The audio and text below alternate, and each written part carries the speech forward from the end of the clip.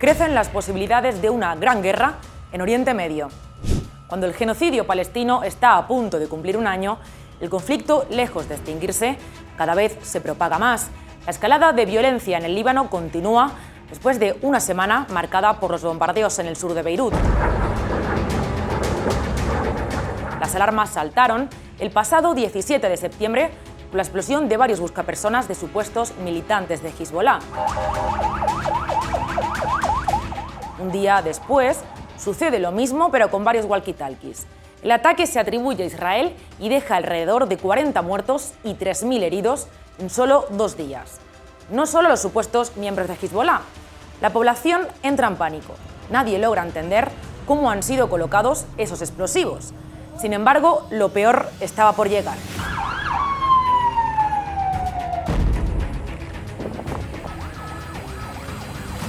¿Por qué quiere Israel acabar con Hezbollah? ¿Qué implicaciones puede tener en la región esta nueva escalada de violencia? ¿Y cómo están viviendo desde el Líbano la situación? Hablamos con la periodista y politóloga Andrea López Tomás, corresponsal freelance del periódico en Beirut, para responder a estas preguntas.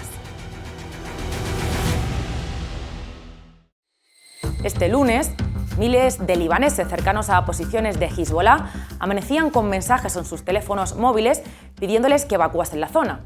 Poco después, una fuerte oleada de bombardeos israelíes sacudía Líbano y dejaba 492 muertos y 1.800 heridos, según el Ministerio de Salud Pública libanés.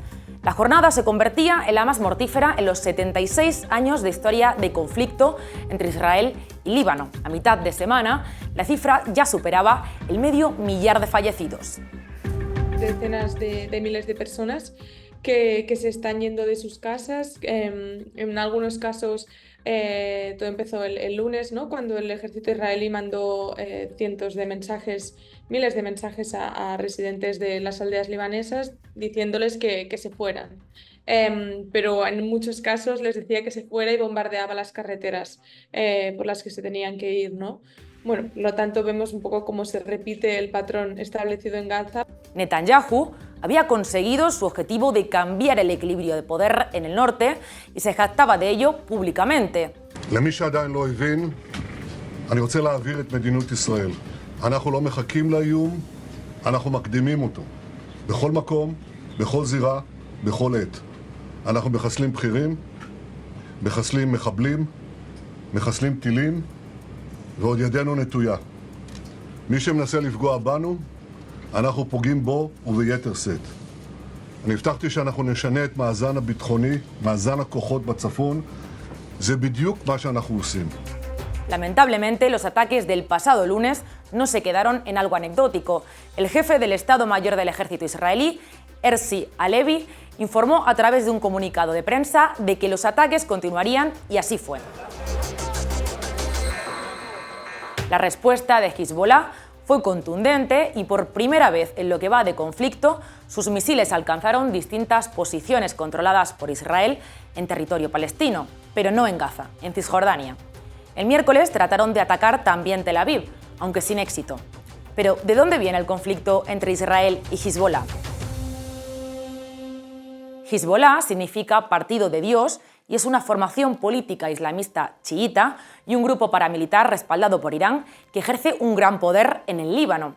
Desde 1992 ha sido dirigida por Hassan Nasrallah y en la actualidad ha pasado a ser la fuerza militar más poderosa de la nación árabe.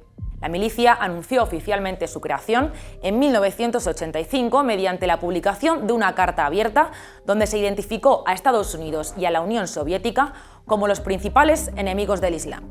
En aquel controvertido manifiesto, Hezbollah también planteó la destrucción de Israel como un objetivo clave.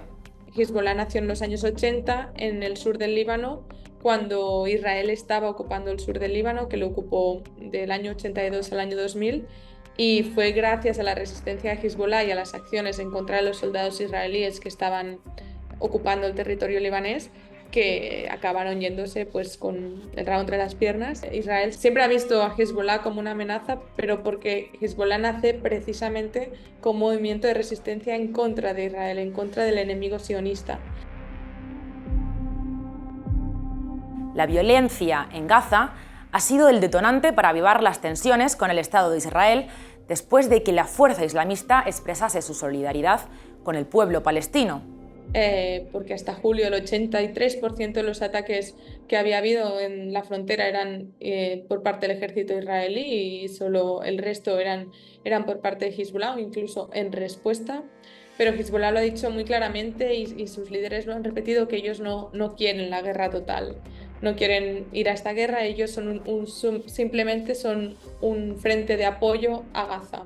Y en el momento en que haya un alto al fuego permanente en Gaza, se acabará la guerra, se acabarán los lanzamientos de cohetes por parte de Hezbollah. El martes continuaron los bombardeos y muchas familias empezaron a desplazarse por miedo a resultar heridas. Normalmente puedes tardar 2 horas desde Beirut a llegar al sur y ahora estamos viendo cómo esta gente está tardando 7, 8 horas. Hoy he estado en un centro de desplazados hablando con gente y me contaban que habían llegado esta madrugada y que habían tardado 15 horas, ¿no? Un trayecto que suele durar 2 horas. Huían hacia el norte y oeste del país, algunos también hacia la capital, aunque ni siquiera la zona sur de Beirut se ha librado de los ataques de Israel.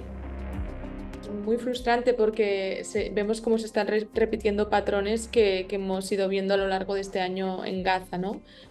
Cuando se empezó la agresión contra Gaza, todo era Hamás, ¿no? Todos los gazatíes eran Hamás, todas las infraestructuras civiles, hospitales, escuelas eran usados por Hamás, casas.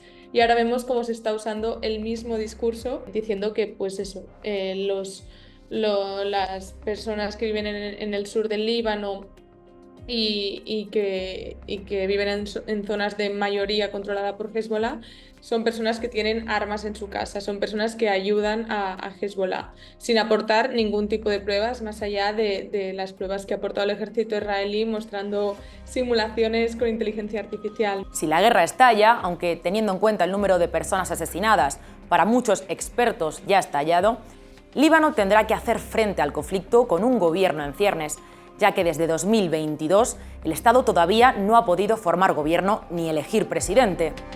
Es un momento de un vacío institucional de poder desde hace al menos 2 años. En mayo del 2022 hubo unas elecciones parlamentarias y desde entonces no se ha formado gobierno.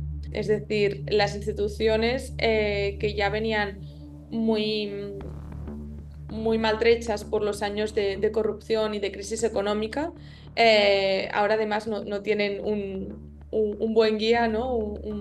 Un buen capitán al timón de este mando y vemos que eso tiene consecuencias, ¿no? Porque a diferencia de cómo ha pasado en Israel estos meses, pues aquí no hay refugios antiaéreos, aquí no hay prácticamente ninguna respuesta coordinada. Mientras tanto, aquí en España, el ministro de Asuntos Exteriores, José Manuel Álvarez, alertaba de la situación y pedía a los españoles residentes en Líbano que abandonasen el país. Álvarez también aseguró que existe un plan de evacuación por si la situación se complica y que no dudará en activarlo si el panorama lo requiere. En el caso de una guerra completamente abierta aquí en el Líbano, Hezbollah, su protector, por así decirlo, Irán, tendría que posicionarse a su lado y por lo tanto también atacar a Israel. Vemos que no tiene ningún interés en hacerlo porque ya hace prácticamente 2 meses que el líder de Hamás, que era el líder de las negociaciones por un alto el fuego, fue asesinado en Teherán y aún Irán no ha respondido a esta agresión en su suelo. Y claro, si Irán se une al apoyo a Hezbollah y al esfuerzo militar, en el lado israelí vendrán los estadounidenses. Y vemos cómo realmente a ninguna administración estadounidense, y menos ahora en año electoral, le interesa. Por otro lado, la ministra de Defensa, Margarita Robles, también lamentaba la situación y afirmaba públicamente que los militares españoles ubicados en Líbano estaban tomando todas las medidas de seguridad necesarias ante la situación. Y es que la misión de España en Líbano constituye el mayor despliegue de tropas españolas fuera de nuestras fronteras. Pero volviendo al origen del conflicto, la ofensiva israelí contra Palestina continúa y las autoridades de la Franja de Gaza elevan la cifra de muertos a 42.000. No parece haber una solución pacífica en el horizonte. Mientras las bombas siguen cayendo y las cifras de muertos se disparan, la comunidad internacional mira de lejos, sin intervenir. ¿A qué estamos esperando para frenar este genocidio? Si quieres saber más sobre este y otros temas relacionados con la masacre en Gaza, no olvides suscribirte a Público y seguirnos en todas nuestras redes sociales.